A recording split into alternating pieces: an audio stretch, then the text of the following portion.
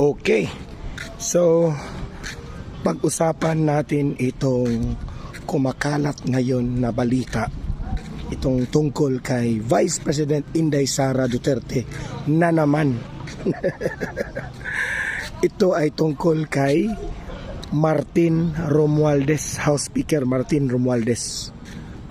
Kumakalat ngayon na yun palang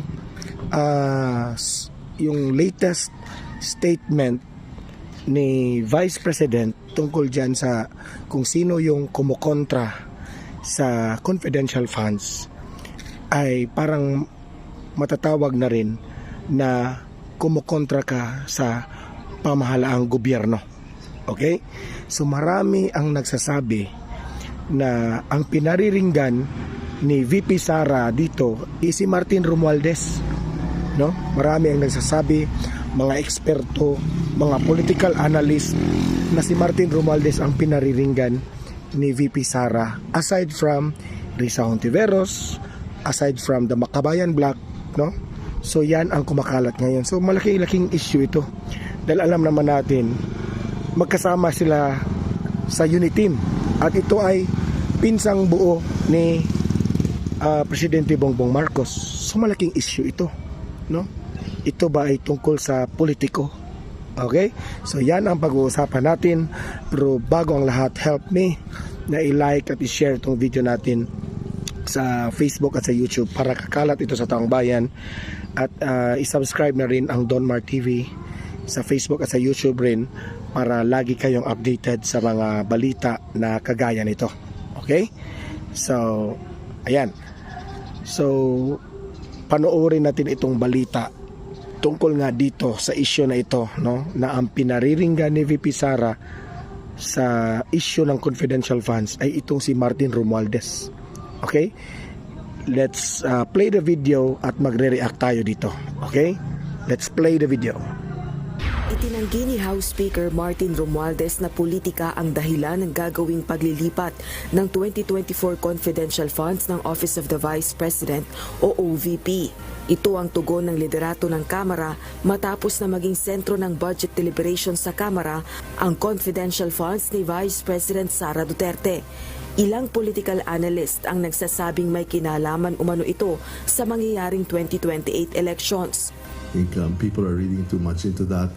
It's nothing other than the fact that that's what we've seen, you know, and as a natural progression of the budget hearings, the budget briefings, and the plenary discussions, just a natural progression, and we felt that, you know, it was the right thing to do, and even the Vice President said that if need be, she could live without it, and that it would be left to the sound discretion of the Congress. Giit ni Vice President Duterte, ang mga kumukontra sa confidential funds ay kalaban ng kapayapaan at ang kalaban ng kapayapaan ay kalaban ng bayan.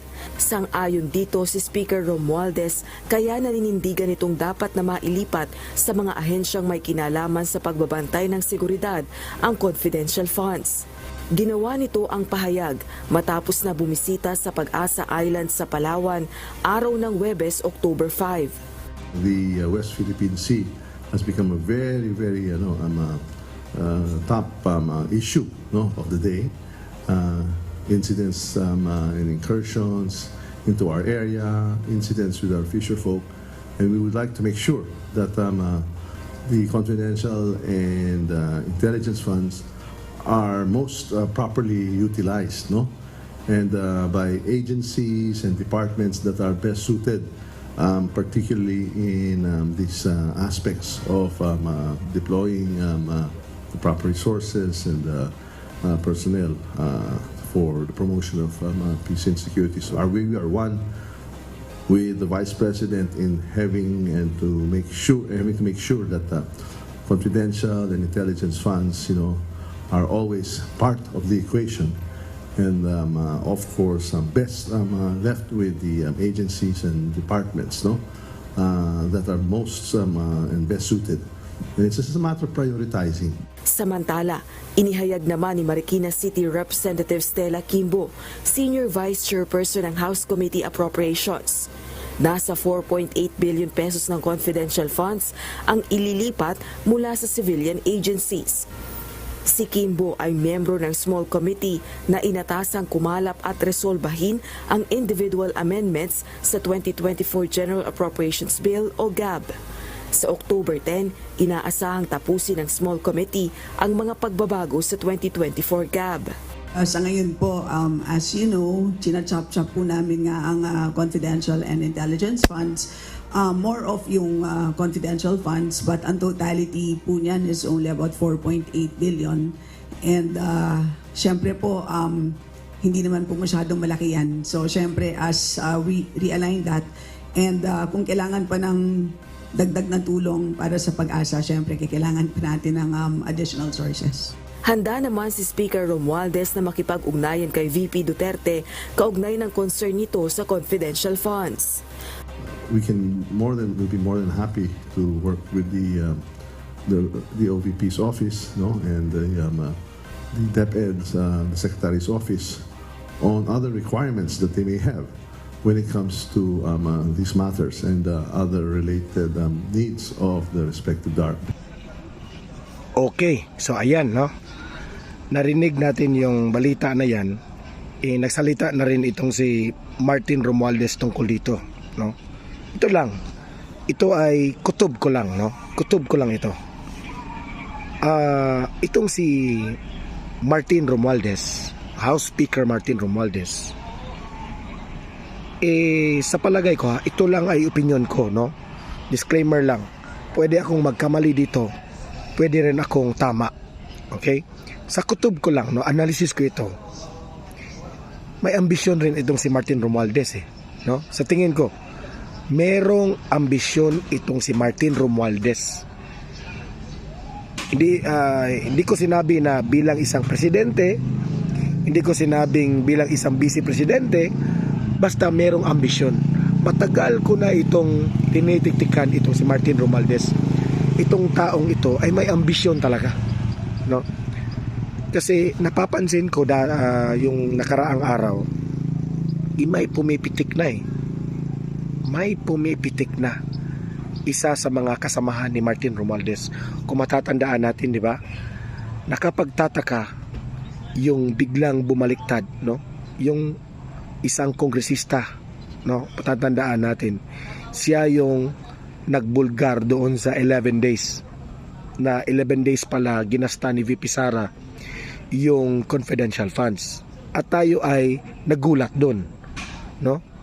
So syempre meron tayong mga kutob na itong si Martin Romualdez, the House Speaker, medyo ito ibig kong sabihin hindi pa totally healed yung girian nila ni VP Sara. At may kutob ako na unti-unti nang nilalaglag si VP Sara, no? Parang nilalaglag nila by not parang hindi sinuportahan itong confidential funds for 2024 ni VP Sara. Kung yan man ay susuportahan ni Martin Romualdez, no? Susuportahan, no? I mean susuportahan yung Makabayan Bloc na i-realign yung confidential funds, obvious na ito, no? Pero in fairness naman ni Martin Romualdez, kung plastic man ang kanyang ipinakita noon sa interview, na sabi niya na sang-ayon siya sa sinabi ni VP Sara na kung sino man yung kumokontra sa confidential funds ay kalaban ng bayan. Sang-ayon siya. Ang kanya kasing explanation, ang kanyang what do you call that one, reasoning, itong si Martin Romualdez, inagsabi raw itong si VP Sara na mismo raw ang Vice President nagsabi she can't live without the confidential funds. Yan ang reasoning niya. Kaya pabor siya na i-realign itong confidential funds, di ba? So ang malaking tanong dito, ano ba ang magiging mangyari if itong si Martin Romualdez ay kokontrahin niya itong si VP Sara? No, isa lang. Matatalo rin yan. Matatalo ka rin, Martin Romualdez. If you think, ikaw Martin Romualdez, if you think na kaya mong talunin si VP Sara, if kaya mo nang talunin, if you think, nagkakamali ka, Mr. Speaker. Hindi ibig sabihin na ikaw ay pinsang buo ni Presidente Bongbong Marcos ay susuporta na sa iyo ang taong bayan. Remember, this is a Duterte. Malaki ang mga supporters dito ng mga Duterte. Huwag niyong maliitin ang mga Duterte. Tandaan nyo yan, Martin Romualdez. At ako, malakas rin ang kutob ko na kung kukontrahin mo si VP Sara, ay hindi rin ikaw ang papanigan ni Presidente Bongbong Marcos. Nakikita yan ng mga pamilyang Marcos na ikaw ay may ambisyon. Alam kong itong si Presidente Bongbong Marcos ay susuporta dito kay VP Sara. Ngayon,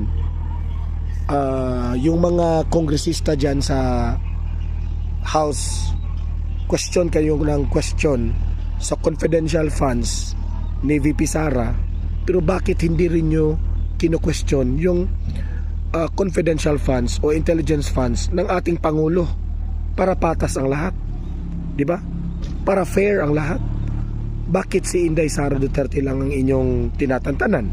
Yan ang malaking tanong. Na-obvious na tuloy kayo.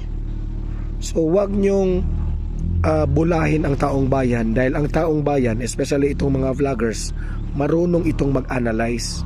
At kaming mga vloggers ay amin ring i-share ang aming natutunan, ang aming mga analysis, no?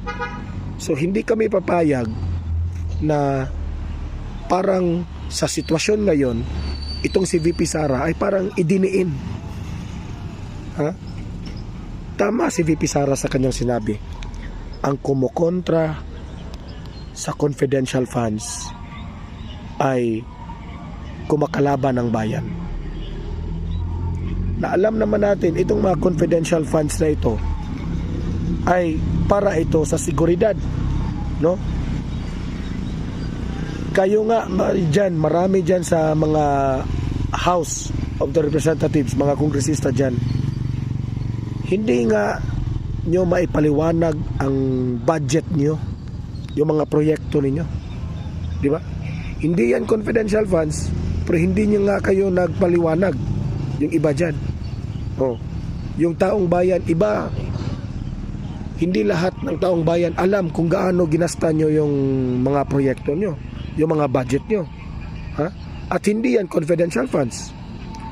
How much more kung kayo ang merong confidential funds? Remember na itong si VP Sara ay ibinoto ito ng halos 31 million katao. Bago tayo maghalal ng isang leader, may trust tayo. Kapag humawak yan ng pera, especially itong confidential funds, remember na ang taong bayan ay may trust sa kanya. Bago kayo magreklamo, hayaan nyo muna kung paano igasto yung confidential funds. Paano makapag move ang ating vice presidente, hindi pa nga niya nahawakan yung 2024 confidential funds, binigyan nyo na ng issue. Meron na kayong realignment issue na dyan. Okay? Try to think of it. Martin Romualdez, ito yung ma-advise ko sa iyo. If may plano kang tumakbo, if may plano kang kakalabanin si VP Sara, nagkakamali ka. Okay? So kayong mga audience ko dito, libre kayong mag-comment, mag-react, at pag-usapan natin yan sa comment section. Okay? Like, share this video para kakalat dito sa taong bayan. Subscribe, follow Don Mar TV para lagi kayong updated sa mga balita na kagaya nito. Okay? So hanggang dito na lang. See you in my next video. Have a great day and God bless sa inyong lahat.